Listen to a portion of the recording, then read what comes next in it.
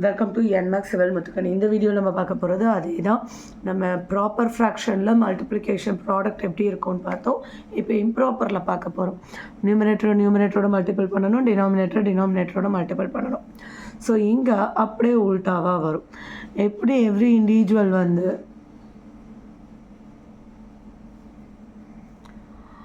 Fraction வந்து product வந்து இண்டிவிஜுவலை விட சின்னதாக இருக்கும்னு சொன்னோம்.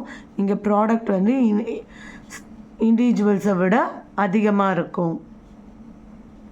இப்போ இது கிட்டத்தட்ட இப்போ நார்மல் மல்டிப்ளிகேஷன் மாதிரி. ஏன்னா இப்போ இதை வேணால் கட் பண்ணி பார்த்துடலாமா? இது வந்து 5.8 சம்திங் வரும். அப்போ இதை கட் பண்ணி பாருங்கள், டிவைட் பண்ணி பாருங்கள்.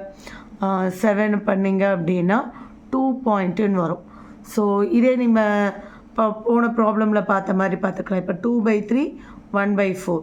இப்போ என்ன கிடைக்கும்? 2/12 கிடைக்குமா? சரி, அப்போ அதை 1/6 போட்டுக்கலாமா? அப்போ இங்கே என்ன இல்லை 2/12 வச்சுக்கோங்க. டிவைட் பண்ணி தானே பார்க்க போகிறீங்க. இப்போது 2/12 212 0.128 672 8 அப்போ 1.666 வரப்போகுது. 2/3 0.666 வரும். ஸோ அப்போ நம்மளோட ஃப்ராக்ஷன் வந்து இண்டிவிஜுவலை விட லெஸ்ன்னு படித்தோம். இப்போ நம்ம ஃப்ராக்ஷன் வந்து இண்டிவிஜுவலை விட அதிகமாக இருக்குது. புரியுதுங்களா டிஃப்ரென்ஸ்? ஸோ நெக்ஸ்ட்டு இங்கே 24 வரணும்னா நியூமரேட்டரில் என்ன இருந்திருக்கணும்? 4. So 24/15 is greater than 6/5. 24/15 is greater than 4/3. 63 இருக்குது. இங்கே என்ன இருக்கணும்? அப்போ 4. So 63/8 is greater than 9/2.